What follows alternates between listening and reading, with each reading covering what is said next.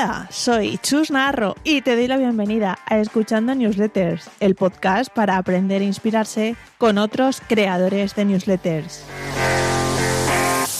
Hoy empezamos el año con Mauricio Cabrera, un especialista en análisis de medios y terapeuta de contenidos, como él se define.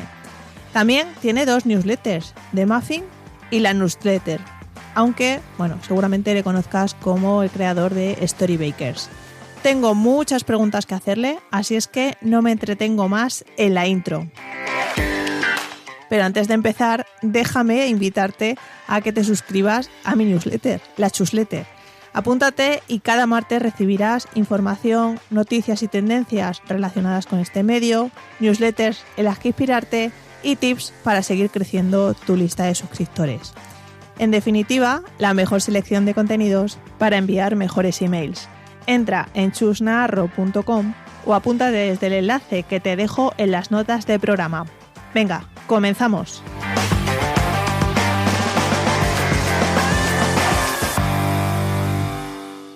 Bienvenido a Escuchando Newsletters, Mauricio, ¿qué tal? Hola, Chus, la verdad que me da mucho gusto estar contigo y felicidades por todo lo que estás haciendo. Muchas gracias. Bueno, antes de entrar de lleno ya en newsletters, cuéntanos un poco para contextualizarte cuál es tu trayectoria profesional y en qué momento de esa trayectoria descubriste el formato newsletter. A ver, yo te voy a decir, yo empecé desde muy niño y diría que ahí empieza mi trayectoria porque los primeros textos que publiqué honestamente fueron de opinión en mis cuadernos cuando iba en la secundaria. Desde muy chico fui fanático de 2 cosas, del periodismo deportivo y de los medios de comunicación en general. Mi primera intención que se cumplió fue la de ser periodista deportivo y mi segunda intención, después me di cuenta, era dedicarme verdaderamente a especializarme en lo que hacían los medios de comunicación y ahora en lo que hacemos todas las personas para contar historias y para crear contenidos. Un día esa afición que rayaba mucho en la obsesión amateur, digamos, de estar consumiendo medios de comunicación, en ese caso, en primera instancia, impresos, ya posteriormente digitales, fue empezar a colaborar con medios como Medio Tiempo. El primero en el que publiqué fue Tirazo, y antes de eso tuve una comunidad en MSN que se llamaba Panorama Futbolero. Estaba pésimo el nombre y demás, pero ahí era una novedad el poder reunir a personas. En muchos sentidos es un gran antecedente en la prehistoria de las comunidades que hoy todos buscamos tener. Y ya, digamos, en forma profesional, estuve como parte del equipo fundador de Medio Tiempo, un sitio deportivo muy relevante en México y Latinoamérica, que en su momento fue adquirido por Time Inc. También fui director de Yahoo México, llevando todas las áreas, no solamente las noticias, sino entretenimiento, deportes, en fin, las distintas verticales que tenía Yahoo hasta antes de que el caos le cayera encima. Ya entonces había algunos visos de que es muy difícil mover hacia adelante a una empresa con una estructura de elefante, que al final no supo encontrar cómo, más allá de que ha hecho adquisiciones, y esas adquisiciones, pues lo único que ha ocurrido es que ha terminado hundiendo a las propiedades. Después creo La Ciudad Deportiva, que es el antecedente de Juan Fútbol. Juan Fútbol es de nuevo un medio deportivo, pero que a mí me gusta calificar mucho más como una marca de contenido deportivo. ¿Por qué? Porque desde el nombre, si te das cuenta, pues le pusimos Juan y se apellidaba Fútbol para parecer una primera persona, para construir su propia comunidad, expresar emociones y demás. Y yo te diría, la satisfacción más grande que me dio Juan Fútbol fue básicamente el no construir un medio de comunicación, sino hablar de cómo algo que muchas personas percibían como eso, como un medio de comunicación, terminó convirtiéndose en una caricatura para Cartoon Network en toda Latinoamérica. En las idas a corte tú podías ver las historias de nuestro personaje, en una dona de Krispy Kreme que se vendió a nivel nacional durante todo el mundial, en que tuviera presencia en el FIFA, en fin. Y en el 2017, cuando ya me encontraba un tanto desgastado del mundo del periodismo deportivo, ¿por qué? Porque es muy cíclico, porque es muy repetitivo, porque las polémicas siempre son las mismas, porque tristemente en el mercado de Iberoamérica es difícil encontrar alternativas de paga para medios deportivos, para las historias deportivas, en particular en Latinoamérica. Es que lo que me digo es, a ver, siempre te has obsesionado, te ha gustado el estudio de los contenidos, el estudio de la industria de los medios de comunicación. ¿Por qué no documentas ese aprendizaje para gente que quiera también saber sobre eso que tú estás consumiendo de manera natural. Empecé en el 2017 mi newsletter como un side project y en 2018 terminé lanzando mi podcast, todo bajo un nombre que desde el inicio tuve claro que era Storybaker, porque para mí hay muchos elementos de la cocina que están presentes en las buenas historias, desde la presentación hasta a qué sabe la combinación de ingredientes que son las que terminan creando las recetas de autor, la extensión, en fin. Yo encontré muchos paralelismos entre el hecho de preparar un platillo y por el otro lado el hecho de preparar una historia, por eso le puse Storybaker y de ahí se ha derivado todo este ecosistema que es pues el que nos junta hoy en día. Sí, me parece bestial el nombre, ¿no? Y sobre todo bueno, la premisa que tienes para ir creando proyectos y asignándole un nombre con relación, ¿no? Pues la newsletter es de Muffin, que es, te la comes y la disfrutas Exacto. fuertemente. El podcast es un café, ¿no? De coffee que te acompaña en tus paseos, etcétera. O sea, se nota que eres un gran storyteller hasta para poner los nombres, o sea que muy, muy acertado Gracias. De esa hecho, parte. te tengo que decir que mi idea, no final, porque obviamente evolucionaría, pero es que en algún momento sí exista esa cafetería, que existe Storybaker y que las servilletas y que todo y que haya pláticas. En fin, la realidad es que es una idea que tengo en la cabeza que sí, por fortuna ha ido evolucionando. Qué bueno. Muy bien, entonces, newsletter la creaste en 2017 como un side project, ¿no? Porque entiendo que en ese momento lo enfocaste como side project, pero cuando, o sea, tú ya creaste Storybaker como consultoría o cómo iba acompañándote la newsletter dentro de tu Sí. proyecto. A ver, yo te puedo decir, el 2017 fue meramente un ejercicio para mí. Lo que hice para tener mis primeros 100 registros fue escribirles a personas que me hubieran marcado significativamente en mi trayectoria profesional y decirles, oye, estoy lanzando este producto que para mí es importante porque se conecta con una de mis pasiones más profundas, que de hecho eso es algo que sostengo. A mí me parece que muchas veces el problema del periodismo, y perdón que me desvíe un poco, pero se conecta, el problema del periodismo es que se concentran mucho en la nota que tienen que cubrir y no se hacen especialistas en periodismo, en este caso en cómo contar historias. Por eso tú ves al periodista deportivo obsesionado con si deben correr o no a un técnico, pero no entendiendo qué es lo que está pasando con el mundo que debe dominar, que es el de contar las historias independientemente del qué es lo que está cubriendo. Entonces, a partir de eso, les escribí a estas 100 personas, la gran mayoría respondieron satisfactoriamente, se sumaron, lo hacía de manera semanal y no es sino hasta 2020, pues esa es la realidad. En 2020 es cuando empiezo a decir, ¿sabes qué? 2021, de hecho, es cuando ya lo empiezo a hacer diario, que yo digo, ¿sabes qué? Que lo quiero hacer diario porque siento que está esta tendencia, porque siento que está el boom de la gente suscribiéndose y entonces ahí es donde da un giro de manera dramática. Aún así le iba bien y te diría que la consultoría no es algo que yo decidiera de inicio. Algo que a mí me ha resultado muy satisfactorio es entender que si tú agregas valor con tus contenidos y con tus ideas y productos, la gente solita se va a acercar a ti ofreciéndote algo en lo que le puedes ayudar. Sin tú decir yo soy consultor, yo soy tal. Una anécdota, por ejemplo, es un periodista deportivo muy reconocido en México que es buen amigo mío. En su momento me llama y me dice, oye, tú ayudas a la gente a poder posicionarse en medios en una estrategia muy parecida a la de relaciones públicas, porque tengo una agencia, me comenta, que la realidad es que no está entendiendo lo que yo estoy queriendo, no está consiguiendo esfuerzos orgánicos, las historias para las que me buscan se notan 100% pagadas, tú harías estrategias de RP, y a mí me llamó mucho la atención porque se trató de él asumiendo, concluyendo que porque conocía mucha gente de los medios podía apoyarle en algo en ese sentido de manera mucho más orgánica, más cercana a lo que él quería y pues así es como en 2, 3, 4, 5 casos he apoyado a gente con esfuerzos de relaciones públicas, pero eso no es lo que yo hago ni cómo me presento, es la gente la que decide dónde le puedo agregar valor.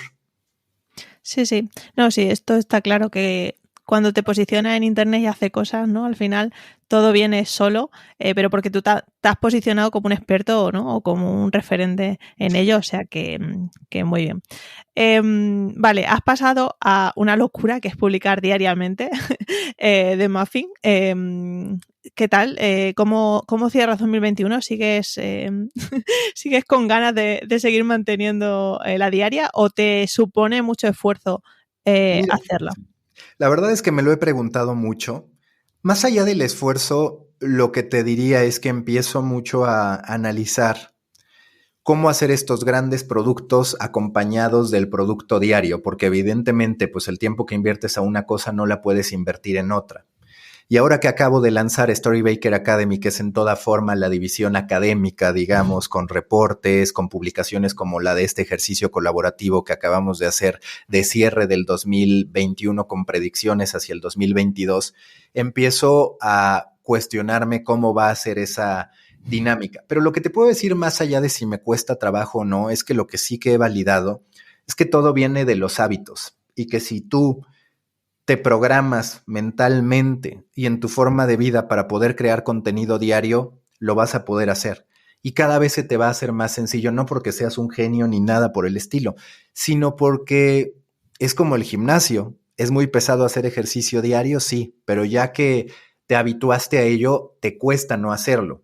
Y si en algún momento yo dejara de hacer el newsletter diario, no sería para ya no hacer algo, seguiría haciendo contenido, solo que quizás de otro tipo. Entonces, yo te diría que la gran transformación y el gran desafío para mí fue aprender a hacerme a la disciplina de despertarme siempre 4:30 de la mañana para de 4:30 a 7, 7:15, dependiendo de qué hora voy a hacer ejercicio, estar escribiendo, pero obviamente ese tiempo no sería suficiente si no estuviera el consumo previo de contenidos, de historias y sobre todo un almacenamiento esquematizado de tu información, de lo que vas digiriendo, para que la información que está allá afuera la conviertas en conocimiento.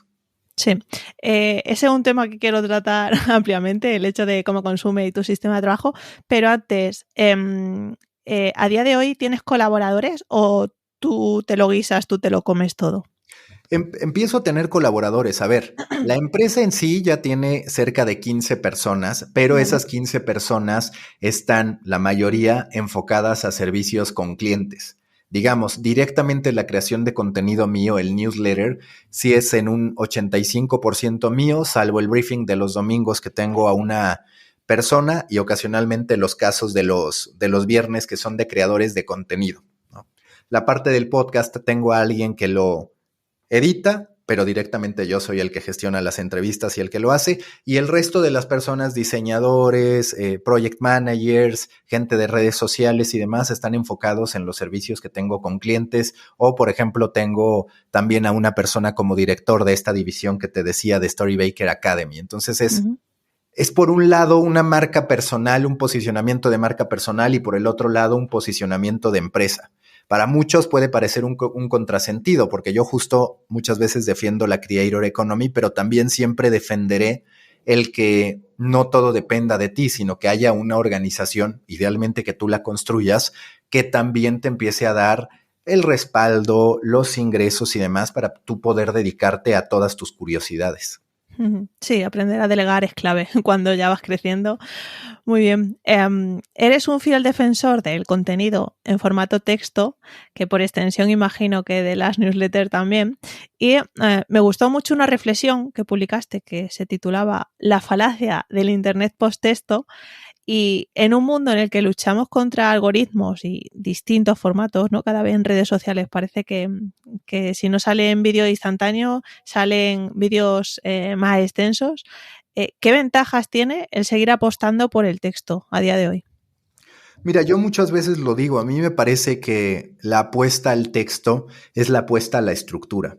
Y si tú tienes estructura, puedes derivar hacia cualquier producto. A mí lo que me parece fascinante de estos tiempos es que hoy un escritor tiene más oportunidades de trabajo que nunca, por la capacidad que tiene de derivar ese contenido que quizás inicialmente consigna en texto de manera pública, y bien, también para poder desde cero, sin que parezca que el texto tiene un gran rol, poder ser protagónico. Hablando de los guionistas de podcast, hablando de los guionistas de series de televisión, de películas, hoy hay cualquier cantidad de avenidas. Entonces, para mí, el texto sigue siendo absolutamente la base de todo. Pasa que de pronto, como vemos que el video es el que hace a los influencers más conocidos, o que el audio es lo que está en tendencia, tendemos a imaginar que el texto ha perdido su lugar. pero el texto, por la estructura que tiene, primero la necesitamos los seres humanos para aprender. ¿Por qué? Porque así como leemos libros y de pronto lamentamos no haber hecho anotaciones porque ya no nos acordamos de lo que leímos, nos pasa lo mismo con los podcasts, que dices, ok, lo escuché y se te queda una idea, pero siendo honestos no te quedas con una estructura absoluta para decir, a ver, esto ya lo convertí en un acervo intelectual y yo algo que busco es que el consumo que hago en cualquiera de mis sentidos termine derivando en acervo intelectual, en que abra la alacena y ahí esté ese antecedente. Y me parece que la base, sin duda, sigue siendo el texto. Uh-huh. Sí, 100% de acuerdo. Sería interesante también hacer una mesa redonda con otros defensores de vídeo, de audio, etcétera, pero al final todo se sustenta, como dice en el texto. Un vídeo parte de un guión, un podcast parte de un guión y todo es texto escrito.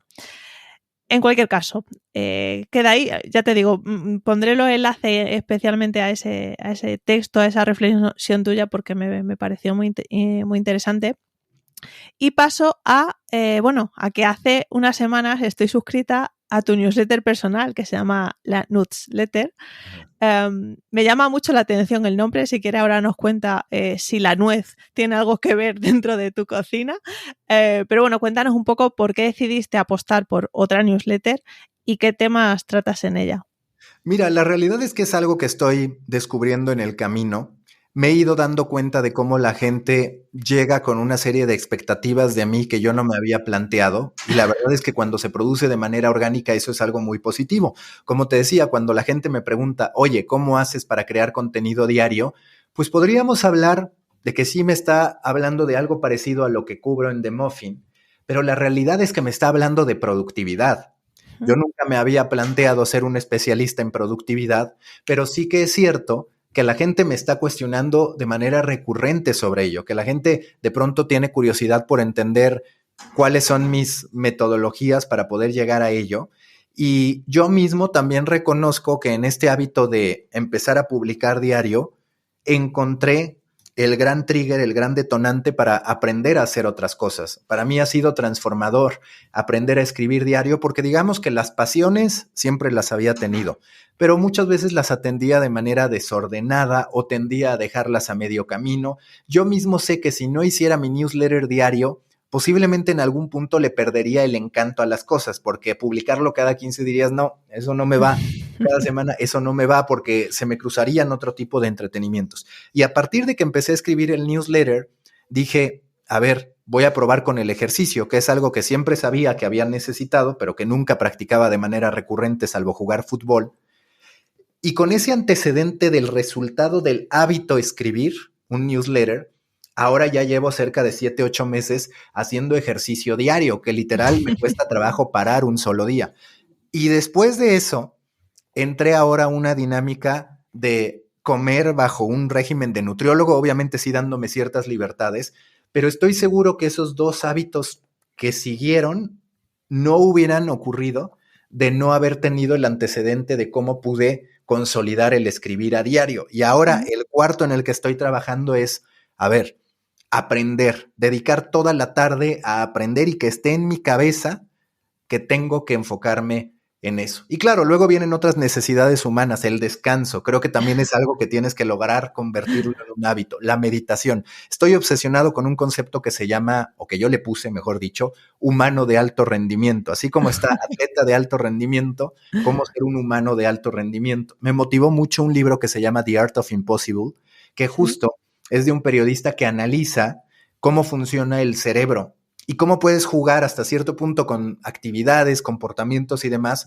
para provocar que tu cerebro empiece a entrar en flow, ¿no? Como en un momento creativo y demás. Entonces, a partir de eso es que voy llenando las casillas de distintas actividades o hábitos. James Clear estaría orgulloso de ti, Mauricio. Recientemente en esta newsletter compartiste el método Money. Me gustó mucho porque últimamente comparto tu preocupación por que los creadores se enfocan solo en sacar dinero, ¿no?, de lo que hacen, y esa parte de pasión parece que se está perdiendo. Es como que se se hace una newsletter pues para tener un retorno monetario, se hace un podcast para cuanto antes monetizarlo mejor. Y comparto contigo que hay otros, o sea, que al final si solo piensas en monetización te obsesionas demasiado y pierdes por el camino ese aprendizaje, esas relaciones y todo lo que te da el hecho de crear contenido y, como tú decías antes, aprender del camino. No sé si quieres comentarnos un poco este método Mani que te inventaste, porque sin duda creo que tenemos gente que nos escucha y está a lo mejor en ese punto en el que no se ve estancado.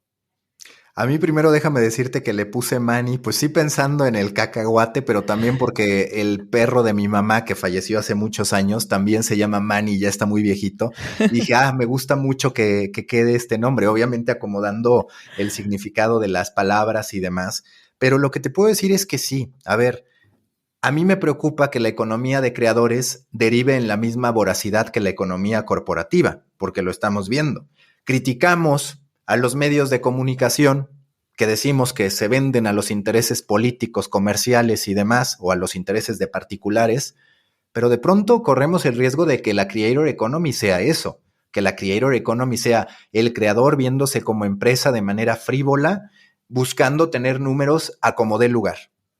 Por ejemplo, el otro día leía, y no discrepo del todo porque entiendo que no ese es el significado, pero justo un resumen que tú hacías de concentrarte 10% en tu contenido y 90% en la distribución, yo creo que es equivocado. Yo creo que es equivocado porque el contenido debe ser el que más valor tiene. Sí, por supuesto que tienes que distribuir, pero es que si me hablas de 10-90, me estás hablando de esos medios de comunicación a los que criticamos. Claro, me enfoco en SEO y la calidad de mi contenido, bueno, pues no importa porque voy a tener los ojos que me van a terminar viendo. Esa es una lógica que a los medios de comunicación no les ha funcionado. Ahora, hablando del valor, digamos, de la distribución, por supuesto, uno tiene que buscársela porque si no, tú puedes hacer un gran trabajo y tu trabajo queda a ciegas. Pero lo más importante debe ser agregar valor, no llamar la atención gritando y demás. Si lo piensas, yo muchas veces comparo a los guías, a los grandes gurús espirituales con los creadores de contenido. No en todos los casos, pero hay creadores de contenido que ya se están presentando como gurús y como productos milagro, que están muy bien asentados y que la gente se burla, pero que tienen negocios extraordinarios. Hay que tener cuidado con eso. Y entonces lo que yo hice con este modelo fue decir, a ver, voy a revisar mi propia trayectoria para intentar entender cuáles han sido los beneficios que me ha dado la creación de contenido. Te diría que el primero, el que me dio desde el día 1, fue el aprendizaje, que es la A. En el modelo Mani, la M es monetización, la A es aprendizaje, la N es networking y la I es inspiración. Y te diría que desde el día 1 me dio aprendizaje, me comenzó a dar networking y me empezó a inspirar. Esos 3 son los primeros beneficios que recibimos como personas al momento de crear contenido de manera recurrente. Yo, por ejemplo, no era bueno haciendo networking. Sigo sin ser bueno. Para ser honesto, los eventos sociales no son lo que más se me da. No me gusta tanto, ¿no? Porque me gustan mis temas, porque me gustan mis pláticas, que a veces reconozco que rayan en lo obsesivo de estar hablando del metaverso, de la Web3, de los medios, de fútbol, en fin, de los temas que me apasionan. Y me cuesta a veces concentrarme en aspectos que yo considero mundanos, que está mal, que obviamente he ido intentando mejorar, ¿no? Entonces, encontré que la creación de contenido, pues te hace acercarte a las personas de manera que no te permiten otras actividades de la vida. Simple y sencillamente, tú y yo, suponiendo que no tuviéramos el contexto de Twitter, después de hablar una hora, es bastante posible que si un día nos topamos en la calle, nos reconozcamos o tengamos como mínimo un vago recuerdo de que interactuamos, que es una interacción más valiosa que la de intercambiar tarjetas de presentación que posiblemente tiramos al momento o las olvidamos sin siquiera tener la intención de tirarlas, solo porque nos resultaron insignificantes. La parte de inspiración, yo no necesariamente tengo que estar de acuerdo contigo en lo que digas, en lo que compartas, pero sí que es posible que a partir de nuestras coincidencias y diferencias, yo puedo decir, ¿sabes qué? Que creo que tengo ahora un nuevo postulado que quiero construir. Y la parte del aprendizaje, pues es también, ok, yo creo contenido, yo leo, creo contenido, yo leo, saco unos bullets y armo mi punto de vista. Cuando tú editorializas la información para darle tu perspectiva, ahí es cuando ya es un acervo intelectual. Y en algún punto, cuando te vas fortaleciendo por ese tipo de beneficios, encuentras la monetización, pero la monetización es una consecuencia, no es un resultado inmediato. De hecho, está demostrado que para los seres humanos llegar a una gran meta, tienen que establecerse objetivos intermedios, y esos objetivos intermedios o iniciales, pues deben ser los que tú vas a sentir la ganancia desde el día 1, que es el aprendizaje, el networking, la inspiración. No son tampoco las métricas, es decir, la M de monetización y de métricas llega después. Sí, vamos, 100% de acuerdo con eso. Venga, va, que tengo muchas cosas que hablar contigo y no avanzamos, porque me resulta muy interesante todo lo que cuentas, pero venga, vamos al bloque en el que quiero que me compartas un poco esos procesos y sistemas para crear tu newsletter diaria, y lancé una pregunta en Twitter y recibimos 3 preguntas de distintos seguidores. El primero es Pablo Fischer, que pregunta: ¿cómo organizas tu flujo de trabajo para leer y escribir tanto cada semana? Es realmente impresionante. No, muchas gracias. Yo conozco también a Pablo y bueno, me da gusto que quiera saber algo de mi proceso de trabajo. A ver, yo te puedo decir, la realidad es que ya ni siquiera te puedo hablar de yo leo una vez al día o lo que sea, es más bien el hábito de estar consumiendo contenidos, medios. Sí que tengo una metodología, por ejemplo, para estar guardando en Pocket, para estarle dando me gusta en Twitter, por básico que parezca, a las distintas referencias que me llaman la atención. Y a partir de eso es que voy estructurando y es como que se me activa algo que me dice, de este tema quieres hablar, de este tema vas a profundizar. A veces es un hilo, a veces es un tweet, a veces es una gráfica, a veces es una opinión que me hace enojar y entonces digo, no, tengo que salir a decir que eso no es así. En fin, la realidad es que son distintas pasiones, pero donde sí pongo mucho énfasis es en la parte del almacenamiento de los contenidos que consumo, que son básicamente newsletters, podcast, hilos en Twitter, personas en LinkedIn, ocasionalmente algo en Instagram y cosas que comparto o que comparten en distintos grupos de Telegram, que ves que también en Storybaker tengo una serie de grupos de Telegram y además estoy sumado a otros. Digamos que esas son mis fuentes de inspiración constante, a veces también con Paco Trejo, que es quien escribe los domingos y demás, y los viernes contrasto ideas con él de, oye, ¿qué tema se te ocurre? Y demás, y es básicamente así como yo lo hago, y la disciplina de pararte y decir, pues es que algo tengo que hacer, que es al final el gran desafío que se tiene. La gente muchas veces no le gusta ponerse en un lugar de, es que o lo haces o lo haces. Pues bueno, ya que te paras, ya que tienes el compromiso de publicar a diario, entiendes que algo vas a tener que sacar, y solito tu cerebro, me parece, conoce su estándar de calidad. Uno en el que dices, ahora es cuando está terminado.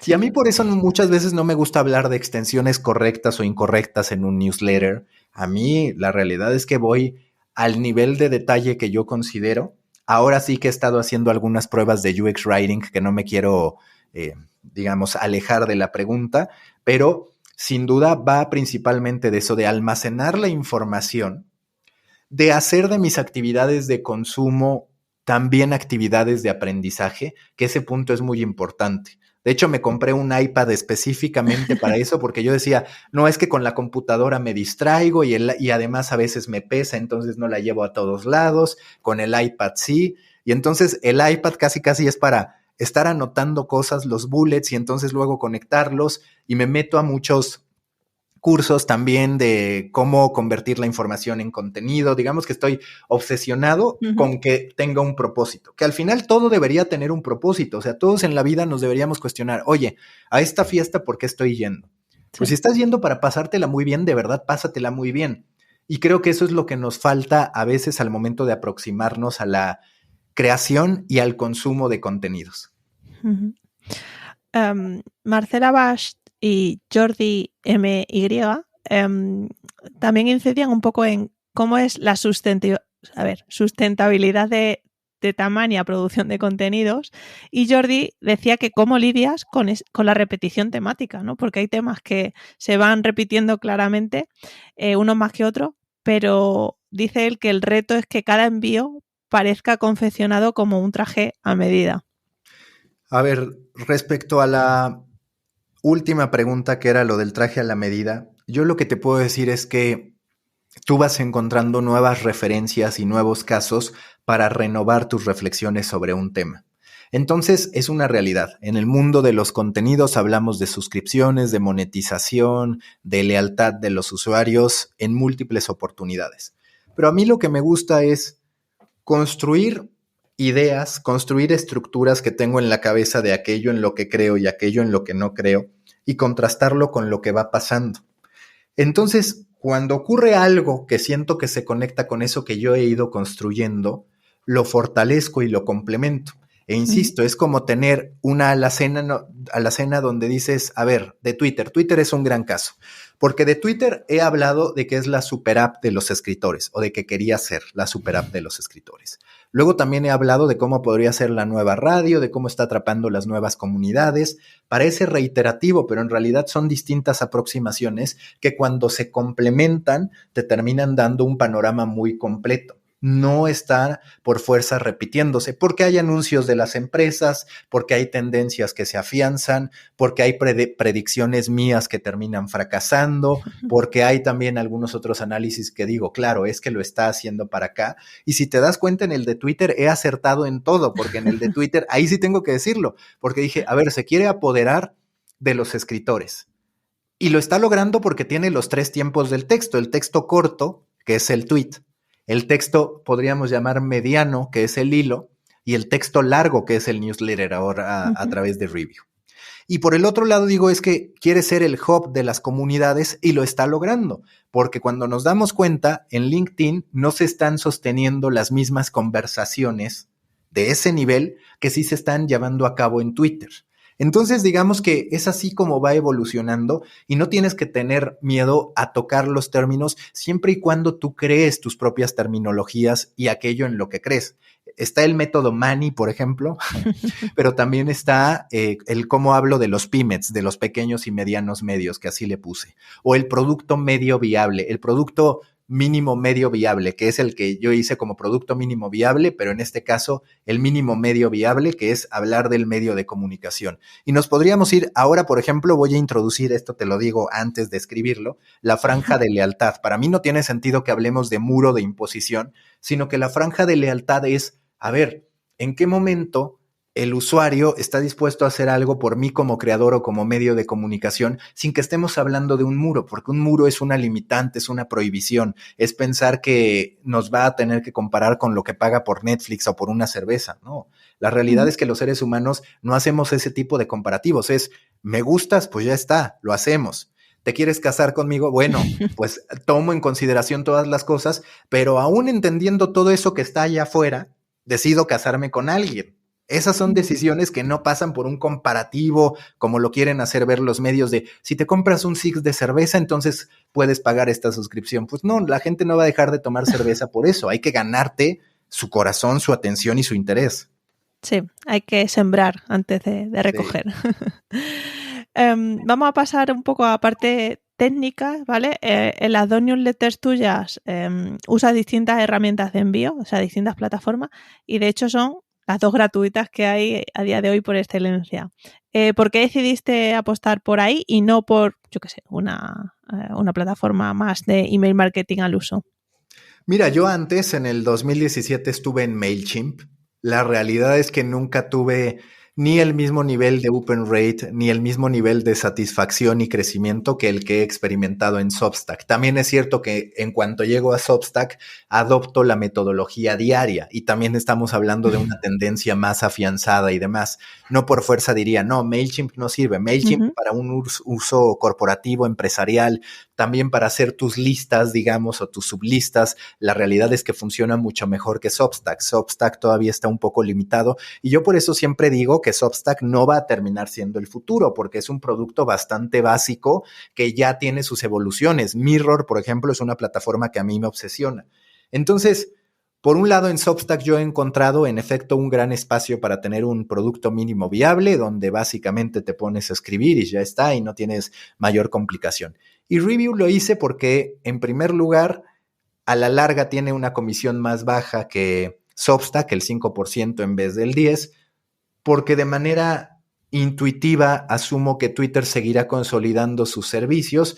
Y tercero, porque al ser un newsletter personal, pues yo consideré que la audiencia que yo ya tenía instalada en mi Twitter me iba a poder ayudar a crecer, entendiendo que este es de nuevo un side project. Pero a mí lo que me apasiona de la vida es que el que empieza como tu side project, un día es tu proyecto principal. Y lo ideal es que siempre tengas side projects, porque eso va a ir pasando. Así vas renovando tus curiosidades y demás. Entonces es por eso, yo que pienso que en su momento Twitter hará las supermétricas, donde te podrá decir, esta persona, por ejemplo, Chus, interactuó contigo en Twitter, pero además leyó 10 de tus newsletters y acudió a 5 de tus sesiones en Spaces. Esa es la inteligencia que nosotros como creadores requerimos, y Substack solamente cubre un nivel, cubre el del newsletter. Por eso es que sí estoy tanteando con Review. Con todo eso, sí tengo que decir que es mucho mejor plataforma hoy en día Substack que Review, en términos de lo sencillo que resulta y de lo intuitiva que resulta. Interesante esto de métricas cruzadas con usuarios. Ya veremos, Mauricio, si se cumple esta predicción tuya. Rescataremos este episodio cuando se pase. Venga, va. Ya que estás, cuéntanos o danos algunas pinceladas de algunas estrategias que te ayuden a conseguir más suscriptores. A ver, una de las estrategias, por ejemplo, ahora la publicación de mi libro colaborativo, sirvieron muy bien porque es de Storybaker Academy, pero sí pongo al final la opción de, oye, suscríbete, ¿quieres recibir información sobre esto de manera diaria? Y he tenido un muy buen crecimiento significativo. Por otro lado, también el dar presencia y dar voz a lo que tú estás haciendo en las distintas conferencias y presentaciones que se hagan termina funcionando muy bien. La otra iniciativa que tuve, eso para una etapa muy inicial, que consistió básicamente en escribirle a esas 100 personas, a mi audiencia mínima viable, que es algo de lo que hablan Brian Clark y Seth Godin, pues también funciona, porque muchas veces lo primero que haces es deprimirte, porque sí, al principio tus amigos y tus papás y tu abuela se emocionan. Al segundo día, a tu abuelita ya no le interesa mucho, te sigue deseando buena suerte, pero ya no lo lee, tus papás tampoco. Al tercero, tus amigos es un viernes en la noche y te dicen, ¿por qué estás haciendo esto en vez de venir de fiesta? Entonces, más vale que tú te empieces a acompañar de algunos incentivos para poder seguir creando, porque si no, sí es bastante posible que lo termines dejando. Entonces, esas 3 han sido de las técnicas que yo he utilizado. Sin duda también las redes sociales las utilizo para poder incrementar mi número de suscriptores. Algo que sí te digo es que yo cuido mucho no ser hardcelero en términos de, hey, ven aquí, te doy la solución para esto. No soy fanático de ese tipo de contenido. Es una realidad su efectividad. Es una realidad que si te pones a estar insistiendo, pues la gente puede terminar cayendo en ello. Y te diría que la herramienta más funcional es la consistencia y el hecho de que las personas sepan que vas a estar ahí en su bandeja como una potencial solución. Porque ese momento en el que la gente dice, esta persona entiende mi problema o esta persona me parece que sí está intentando encontrar la solución, empieza a crecer todo de manera muy natural. Y tanto en el podcast como en el newsletter, la estrategia en la que yo más creo es, por supuesto, la del de boca en boca, que es el marketing más viejo, el marketing que va de irte contando aquello que te gusta, pero sin duda termina resultando muy efectivo. Sí, además es exponencial, que es maravilloso. Al principio son muy pocos, pero luego la bola va creciendo y realmente funciona. Solo hay que tener la paciencia y la constancia para seguir con ello. Vale, me consta, y lo has mencionado antes ligeramente, que tienes algunos canales de Telegram tematizados, ¿no? Y que de hecho en cada newsletter hacen un llamamiento a ellos. ¿Cómo afecta esto a tus métricas, ¿no? A esa tasa de apertura? Y también, ¿por qué decidiste apostar por esta estrategia en lugar de, oye, solo tener la newsletter? ¿Por qué acompañaste también con canales tematizados? Porque mi idea de Storybaker al final es generar granularidad en torno a los distintos temas. Es decir, aunque estamos hablando de la industria de los contenidos, no es lo mismo la persona especializada en SEO que un editor, que un estudiante de periodismo, que un profesor o que alguien que simplemente quiere invertir en medios de comunicación, pero al que quizás no le interesa en lo más mínimo el compromiso social del periodismo. Tenemos todos esos tipos de público al atacar un solo nicho. Tú, por ejemplo, pues tienes, sí, una audiencia que le gustan los newsletters, pero es cierto que hay muchas diferencias entre el que está más enfocado en las ventas, aunque sea a través de un contenido orgánico, que el que está más enfocado en contar una historia, o entre el periodista y el experto financiero que quiere hacer su newsletter. Entonces, lo que yo hice fue convertir mis grupos de Telegram en un termómetro para poder evaluar si puedo hacer productos mínimos viables también y decir, a ver, bueno, la podcastería es de comunidad, de podcast, estudio de la industria y demás. Venga, pues ya es un grupo de Telegram, tengo envíos recurrentemente de podcast dentro de The Muffin, pero quizás en algún momento se convierta en algo que tenga un equipo propio y que atiende únicamente los podcasts, otro que atiende únicamente el metaverso, otro que atiende únicamente los newsletters.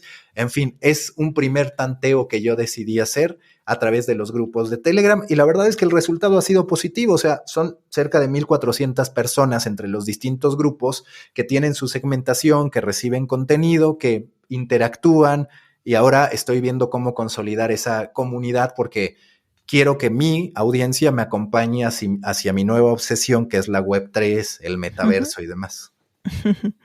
¿Y cómo notas que muchos de tus suscriptores se van a esos grupos? ¿O cómo es esa conversión, aunque no es una conversión, pero no sé cuántos suscriptores tienes a día de hoy en The Muffin y cuántos se van para esos grupos? Sí, yo te diría que es un porcentaje alto que yo de repente digo, bueno, no se hartarán de mí o no se hartarán de la creación de contenido, pero es como la gente que pues no nos cansamos de consumir a Gary Vee o de consumir a quien nos gusta su perspectiva de la vida, ¿no? Y la realidad es que algo que tenemos que asumir es que hoy la gente no se conforma con ok, ya leí a Chusol, ya la escuché, ya no quiero más de ella. Hoy queremos sentir que hay una relación permanente. Por ejemplo, te compras ahora una bocina inteligente y te empiezan a llegar contenidos de esa bocina, como si la bocina te acompañara más allá de que la uses o no. Entonces, teníamos que pensar en cómo extender esas relaciones, en cómo humanizarnos. Los creadores también estamos en la economía de la atención y la realidad es que ha sido muy satisfactorio ver que hay niveles muy positivos de, como tú llamas, conversión o de redistribución de la audiencia desde el newsletter hacia allá e incluso también del podcast hacia allá, porque yo de lo que hablo es de una audiencia total que contiene pues a mi gente en los grupos, que contiene también a la gente que me sigue en los dos podcasts que tengo, que es de Coffee Americano, además del de Storybaker Academy, y por el otro lado en los dos newsletters, que a veces siguen a la persona, otras siguen a los especialistas. Lo que sigue para mí es empezar a desarrollar a colaboradores en mi propia estructura de Storybaker y demás para que eso se siga afianzando y consolidando. Estupendo. Métricas, no hemos hablado de ella. No sé si hay alguna que te obsesione, como la tasa de apertura, ¿no? De es que he bajado al 50%, ¿qué estaré haciendo mal? ¿Cómo lo llevas? ¿Simplemente te concentras, ¿no?, en el contenido y en sacar, oye, una newsletter digna, o te fijas en esas métricas? A ver, siempre me fijo porque son un indicador. Ahora, tengo mucho cuidado de que ese indicador no me aleje de los verdaderos indicadores. ¿Cuáles son los verdaderos indicadores? Pues cuando se acerca gente que considere que le puedo agregar valor y ese tipo de acuerdos permiten seguir construyendo Storybaker en términos de gente que quiere consultorías, de gente que quiere conferencias, de gente que quiere que lo ayude con estrategias de RP, de gente que quiere emprender conmigo o que yo me incorpore como accionista a un medio de comunicación. La realidad es que para mí esa es la métrica más importante. La métrica más importante es la gente demostrándote y diciéndote que le agregas valor, las personas tanto del nivel tomadores de decisiones como también estudiantes que se acercan a ti y a partir de eso tú puedes crear lo que quieras. El open rate, por supuesto que me interesa. El open rate si baja del 43%, entre el 43 y el 35% estoy satisfecho. Cuando está por debajo del 35%, de pronto siento que algo falló, pero para serte honesto, yo tampoco soy de los que dice de este tema no voy a hablar porque no terminó impactando, sobre todo porque se entiende que al final, si yo lo convirtiera en algo algorítmico, dejaría de atender aquello que a mí me llama, que son mis propias curiosidades. Hace poco analizaba el caso de MrBeast y el juego del calamar, estuve viendo un video al respecto, y mencionaban que criticaron mucho a MrBeast porque desde Vice escribieron un artículo que decía, es que ahora los youtubers se dedican más a la recreación que a la creación, es decir, a rehacer aquello de lo que ya se habla que a ellos hacer. Y en defensa de los creadores de contenido en este video, hablaban de cómo los algoritmos y las métricas son las que ponen esa presión. ¿Por qué? Porque decían, critican a MrBeast por esto, pero a lo que están llevando las plataformas a los creadores es actuar como distribuidoras. Es decir, así como Netflix hace muchas veces temporadas innecesarias cuando la historia ya fue contada, la historia importante, solo porque detectan que hay una audiencia ávida de eso todavía, pues lo mismo pasa con el creador de contenido. Oye, si eres MrBeast y lo puedes hacer, ¿de verdad no vas a atender lo de Squid Game solo para seguir haciendo por amor al arte? No. Entonces el creador empieza a tener también un acercamiento de distribuidora. Y eso no necesariamente es bueno, pero es cierto que entre más grande eres, pues de repente más temor te da empezar a impulsar nuevos temas, porque dices, pues me voy a lo fácil, me voy a lo lógico, por así decirlo, ¿no? Entonces es una disyuntiva muy grande porque la Creator Economy, al ser una economía, también te tienta a en algún momento no hacer aquello que a ti te gusta o no hacer aquello que te apasiona, sino lo que los números dicen que funciona. Pero si te concentraras en eso, muchas veces te quedarías en lo básico. ¿Cómo monetizar un podcast? Perdón, pero yo creo que ya no deberíamos estar en ese nivel de discusión. O sí, pero decir, aquí ya están estos materiales, ¿no? Sí, sí. Hay que trabajar mucho al respecto y también atreverse, ¿no? A salirse del carril porque, no sé, todavía sigue pesando mucho el algoritmo y no todos se atreven a seguir su propia forma de pensar, como tú dices. Entonces, bueno, yo animo a dar ese paso porque es muy gratificante, sin duda. Y hablando de satisfacción, la anterior invitada, Carla, de Blank Letter, me lanzó una pregunta para ti y era, ¿cuál ha sido el momento en el que más satisfecho te has sentido por haber creado la newsletter? O digamos, ¿qué es lo que más satisfacción te ha traído el hecho de hacer The Muffin?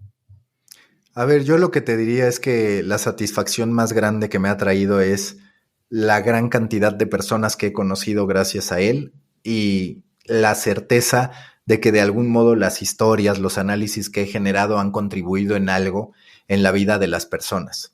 Este momento más satisfactorio, además, se va renovando día con día, porque un día dices, cuando lance mi libro acompañado de una comunidad va a ser el momento más satisfactorio y por fortuna eso ya pasó.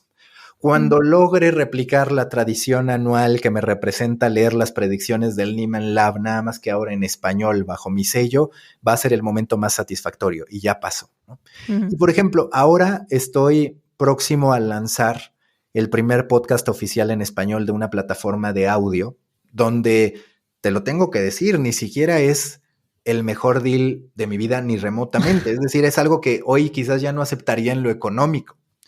Pero que yo dije, a ver, es otra faceta en la que quiero posicionarme, que es la de ser guionista de podcast. Entonces está por salir. Y otra vez es un momento que si no es propiamente del newsletter, sí es del newsletter, porque todo empezó ahí. Y hoy todo está conectado. Y todos esos momentos son de mucha satisfacción porque me hacen validar esta teoría de los 1000 fans verdaderos, de decir, si tú tienes una comunidad que te acompaña y tú no le fallas, obviamente, vas a poder tú desahogar tus curiosidades y vas a encontrar cómo se conecta. Por eso lo del Newsletter, a ver, yo claramente antes iba a decir, bueno, ¿a quién le van a interesar mis ideas sobre productividad o sobre tal? Pero de repente dije, no, pues creo que sí. Y creo que puedo hacer el método Money, puedo hacer cómo crear hábitos desde mi experiencia y va a funcionar. Y todo es gracias a la comunidad. Has mencionado distintos lanzamientos que directa o indirectamente son monetarios. ¿Cuál es el modelo de negocio a día de hoy de Storybaker? Mira, es diverso. Es diverso. ¿Por qué? Porque en ocasiones me buscan a mí como persona para lo que ya te decía, Sí. conferencias, no solo de medios, también de innovación, que ese es otro punto que yo disfruto mucho, porque yo no me considero un especialista en innovación, pero me empiezan a demostrar que me ven como algo en ese sentido y entonces trabajo sobre ello, gano confianza y empiezo a especializarme también en ese rubro. Por el Hombre, otro tu lado, próxima charla tiene que ser el método Manny, eso por exacto, supuesto. exacto. Sí, sí, o sea, es que todo se puede crecer. A mí eso es lo que me encanta, todo es modular. Por eso soy tan fanático también de las piezas de Lego y demás. Entonces, bueno, está ese componente. Está a nivel agencia que trabajo con marcas y con medios de comunicación creándoles contenido, más que nada con marcas, porque en mi vínculo con medios de comunicación tengo mucho cuidado para ser equitativo con todos, por programas de capacitación también que organizo no solo a título personal, sino muchas veces acompañado de un grupo de especialistas. Está esa avenida y mi libro, por ejemplo, está también generando algunos ingresos. En el 2022 voy a publicar también un nuevo libro, posiblemente 2 más que estoy construyendo. Entonces, ese es el ecosistema. Pero si me preguntas mi ideal del modelo de negocio es que Storybaker empiece a tener su camino como empresa, eso sí, bajo aquello que yo creo que no es separar a la industria de los medios, del periodismo, de los contenidos. Para mí, hoy tenemos que hablar de industria de contenidos. Y por el otro lado, yo mucho más posicionado en decir, a ver, es escritor de lo que él quiera. Mi sueño al final es publicar ficciones Ujú. y demás. De hecho, tengo 2 ideas ahí de libros sobre la industria de los contenidos, pero desde la ficción, que espero que me dé tiempo de hacer. Y ya, esos son los 2 caminos. Bueno, bueno, grandes ideas. Grandes, hay que ver si lo logro. Bueno, si no, 2022-2023. Sí, sí. Nunca es tarde. No sé si estás suscrito a muchas, o bueno, a algunas newsletters españolas, pero sí que me interesa saber si encuentras a día de hoy diferencias entre las newsletters latinoamericanas y las españolas, o no hay diferencias, quiero decir. Yo entre, por ejemplo, las estadounidenses y las españolas sí que noto distintos tipos de newsletters, pero no sé si tú a día de hoy en lengua española encuentras diferencias.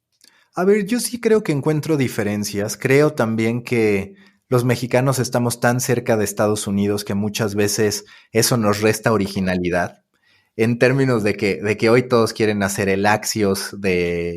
el Axios en español, hoy todos quieren también replicar lo que hace el newsletter matutino del New York Times, y en ese sentido digamos que está muy asentado el modelo de curaduría y relatarte la historia, mucho como de Skim también. Por otra parte, de autores en Latinoamérica, lo cierto es que no sigo tantos, pero sí sigo muchos en español y muchos también en inglés. A mí me fascina The Hustle, por ejemplo. Me fascinan estos newsletters, columnas de puck.news, que yo estoy suscrito y la realidad es que es un medio de comunicación que a mí me gusta mucho. Hay que ver, por supuesto, su escalabilidad. El newsletter de Scott Galloway también me termina gustando mucho. Entonces, digamos que son ellos. También sigo, por ejemplo, a Ariel Tiferes, que tiene su newsletter diario sobre curiosidades y demás. Me termina funcionando muy bien. Muy bien. ¿Y qué recomendación? Estamos ya terminando, ¿eh? ¿Qué recomendación le darías a esos creadores que están empezando a día de hoy con su newsletter? Esos que ni siquiera tienen 30 suscriptores. A ver, lo primero es que vean, como se los decía con lo del método Manny, que vean el beneficio hacia ellos. Que entiendan que cada día que pasan trabajando se acercan más a esa meta y que la audiencia la encuentras en el camino. No es la audiencia la que te encuentra, sino que tú la encuentras. Y cuando la encuentras, se va a quedar contigo si le agregas valor. Entonces hay que trabajar sobre eso, hay que trabajar sobre las estructuras, sí hay que trabajar sobre el marketing, pero te diría muchas veces incluso que el marketing, la inversión debe venir después, no de inicio, porque entonces empiezas a lastimar tus métricas y de pronto te puedes desmotivar, porque igual de desmotivante puede llegar a ser no tener gente que te lea que tener a 1000 y que tu newsletter lo abran un 2% de las personas que según esto están registradas. Y muchas veces caemos en ese engaño. Si nosotros nos ponemos expectativas grandes con anabólicos artificiales, lo único que va a pasar es que nos van a castigar esa lectura y luego no vamos a saber muy bien cómo tomar esas decisiones. Pero yo sí a todos los que inician les diría, si está una oportunidad, entiendan su diferenciación, creen sus propios términos. Yo, por ejemplo, pues les hablo de como esto de Storybakers y tengo toda esta narrativa de la empresa, de la creación de contenidos y creo mis propios términos. Tú, por ejemplo, tienes también GIFs y una serie de guiños que funcionan muy bien. La gente tiene que atreverse a expresarse, la gente tiene que atreverse a tener un estilo muy claro para poder decir, esto es lo que ella ofrece a diferencia de este otro, porque en algún momento va a haber gente que toque nuestros mismos temas, sin duda. Sí. Lo que va a ser difícil de replicar es el estilo y las referencias y los términos y las ideas que tengamos. Sí, o sea, te aplaudo totalmente con eso porque yo cada día me encuentro más clones y está clave la forma de diferenciarse. O sea, es que es la única ventaja que puedes tener más allá de, bueno, del valor que aportes. Muy bien, suelo preguntar también cuáles son tus newsletters imprescindibles. Nos has comentado ya algunas. No sé si tienes una que siempre que la recibes es la estás esperando o bueno, o no tanto. No, yo te diría Casey Newton con Platformer, me gusta mucho. ¿Sí?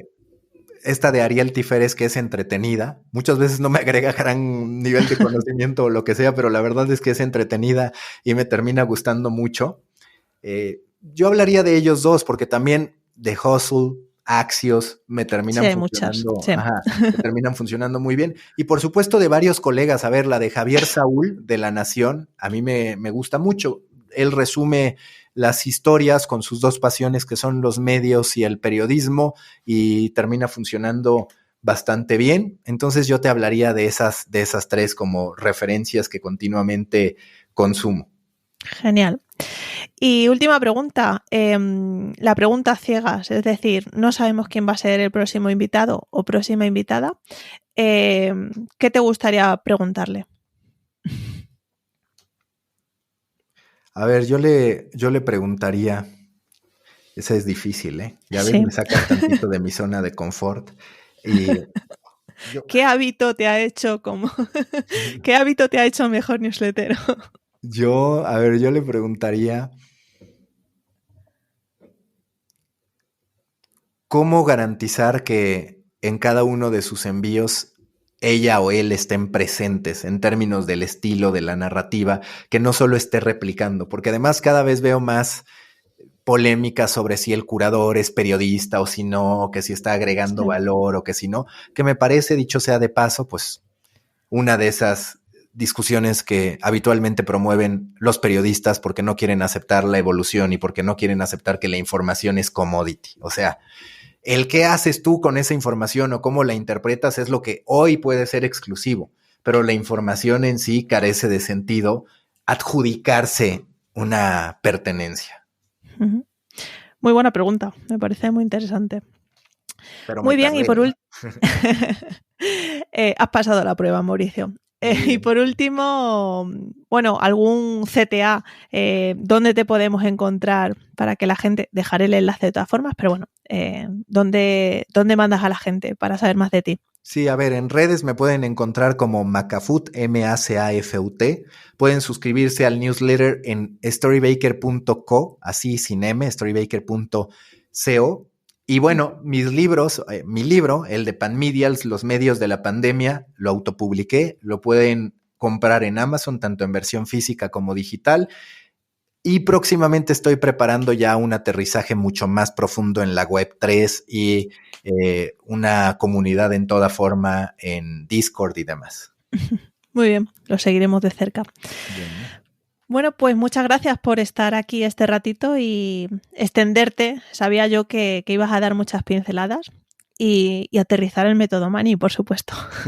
No, muchísimas gracias, Chus. Estemos en contacto. Te felicito por lo que has hecho porque se ve una metodología, se ve una dedicación, se ve un amor por lo que haces y y creo que personas como nosotros pues nos mueven sobre todo las pasiones, las curiosidades, y creo que si algo me ha dejado de positivo el newsletter justo es eso de, oye, puedes vivir atendiendo tus curiosidades, y creo que eso es lo mejor que nos puede pasar. Yo por eso ya no volvería a trabajar en un medio. Bueno, siempre decimos que no y sí, en algún momento puede pasar, pero yo ya no volvería a trabajar en un medio, porque si digo, muchas veces tu éxito presente te condena en el futuro, porque si tú estás, por ejemplo, en lo mío, ¿no? En un medio, estás obsesionado con SEO, con tal, y tal vez lo dominas, pero llegas a tu casa cansado y ya no te dedicas a nada más. Ya. Y un día eso ya no te sirve. Ya se no mata la pasión, ¿no? Exacto. Sí. Pero bueno, muchas gracias. Venga, cuídate, Mauricio. Bueno, pues ya has visto toda la visión que tiene Mauricio en cuanto a medios se refiere. Quizás nos hemos desviado un poco del formato newsletter como tal, pero bueno, ha sido muy interesante todo lo que ha compartido. No sé, ¿qué te ha parecido a ti? Me encantará saber tu opinión. Y antes de despedirme, sorpresa, hoy quiero invitarte a echar un vistazo a Creando Newsletters, que es el hermano mayor de este podcast. Creando Newsletters es mi podcast premium, más una comunidad de newsletteros en los que compartimos preocupaciones, noticias y conversamos sobre nuestras newsletters. Además, cada semana en ese podcast de pago me permito profundizar en otros temas que me dejo a medias en la newsletter en abierto. Visita creandonewsletters.com y crea newsletters en compañía. Hasta la semana que viene.